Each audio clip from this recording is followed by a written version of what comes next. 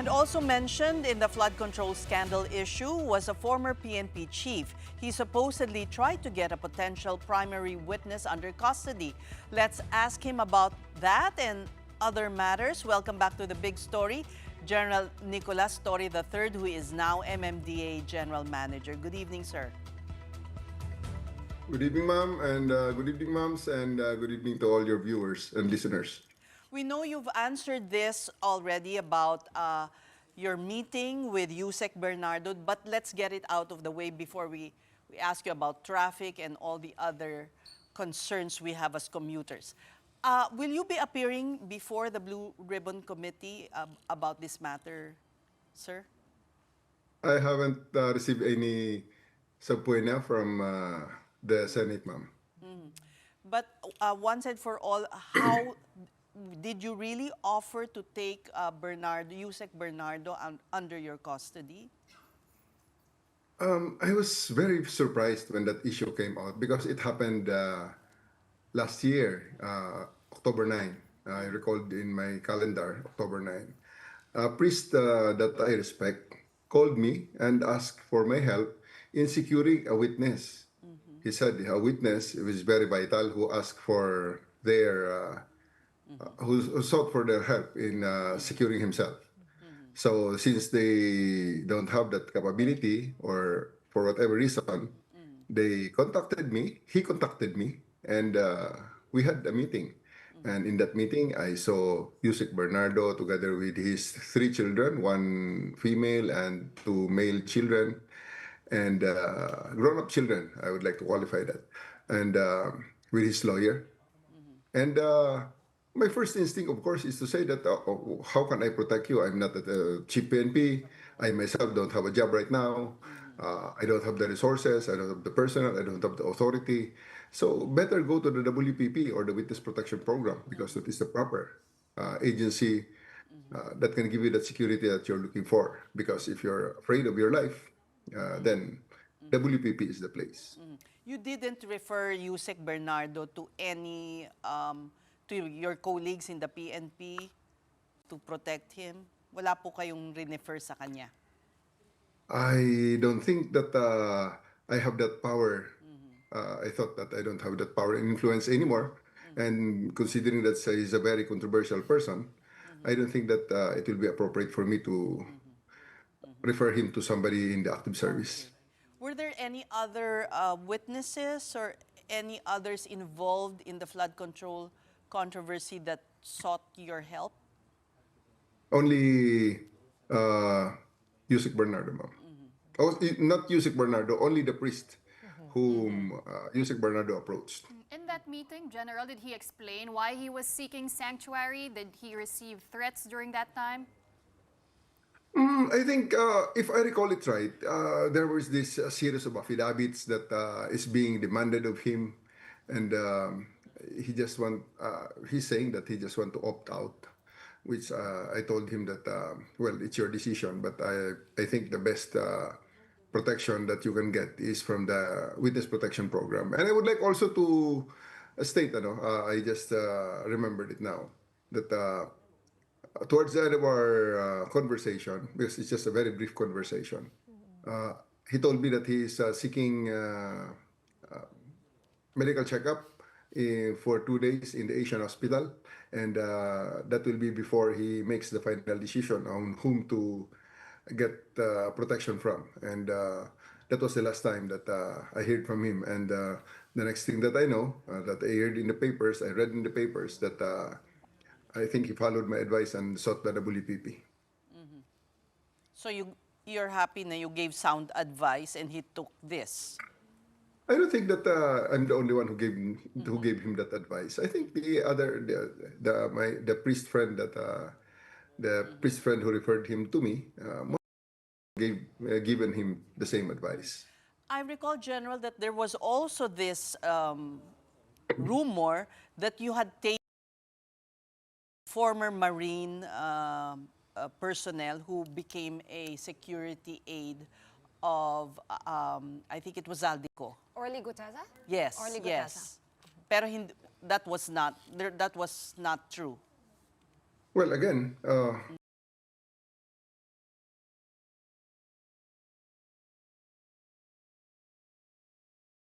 to do such kinds of things. It will entail a lot of influence and authority and of course logistics to do such a thing. All right. So Shall we move on? you will appear before the Blue Ribbon if they subpoena you. I I think I cannot excuse myself if the Senate summons me. All right. So let's go to MMDA matters. um, will you be conducting or supporting a full audit of MMDA projects? Baka may makita po kayong mga anomalies from previous terms?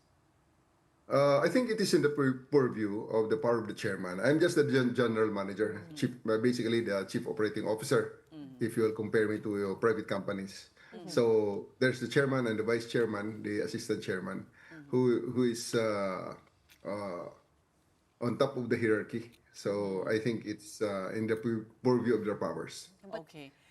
Yeah, but what kind of GM will you be? Because I've been seeing a lot of hopes and the mga wish po, no? Now that you're the MMDA GM, sana daw huliin yung mga ganito, huliin daw sana yung ganito-ganyan sa mga kalsada. What's your priority, sir, now that you are in the MMDA? Sometimes, sa mga ganyang mga tanong, ang gusto ko na lang, tanong nyo lang sa akin, yung flood control na lang. Kahit na wala akong alam, palagay ko makapaghanap pa ako ng sagot eh. Pero sa mga tanong nyo, kung anong problema natin dyan sa traffic, parang wala rin ako may sagot eh. But seriously speaking, in the past few days, this is my second week. This is my full second week. And we are doing some things, some experimenting. Today, this coming Sunday, yung Quezon Avenue naman na corner the Trump ng Skyway ang ating titingnan. Pero sa ngayon, ang natapos na natin, the third day na ng ating experiment, shorten natin ang bus lane barriers dyan sa northbound lane ng EDSA after ng SM Mega Mall.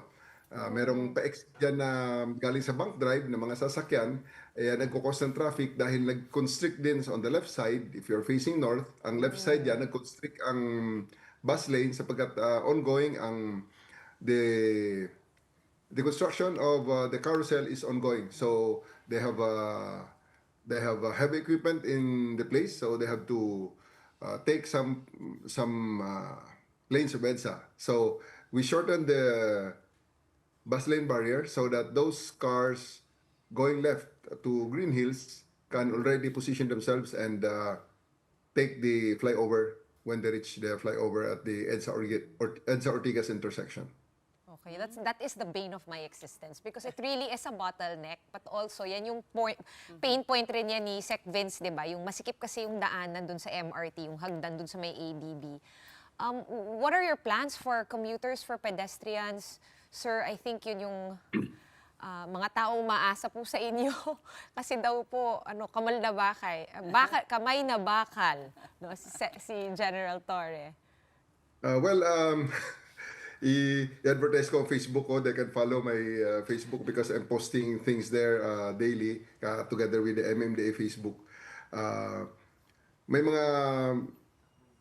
mga images and videos from the command center na pina-flash namin doon para we can inform the public kung ano ang mga ginagawa ng MMDA, mga minute changes muna. Tinitingnan natin minute changes. Yung southbound lane, for example, yung after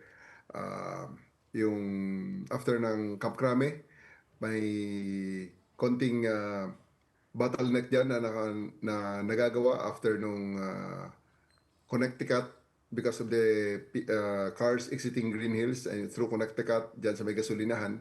So again, we shortened also the bus lane barriers so that lumuwag ng konti ang kalsada so that all those cars going left to Ortigas can already position themselves and it will make the flow a little bit faster. And General, ang problema kasi talaga, no, especially along EDSA, is the volume of cars and vehicles. Are you studying making any changes doon sa number coding scheme? Wala pa sa the changes in the number coding scheme is not yet on the table. This coming 22nd of November, of January, this 22nd of this month, I am set to meet with the National Center for Transportation Studies of the University of the Philippines. Kaya sabi ko sa kanila, hahanapan natin ng solusyon ito. Pag hindi na natin hahanapan ng solusyon ito, palagay ko wala ng solusyon ito. Kayo na ang pinakamagaling dito eh.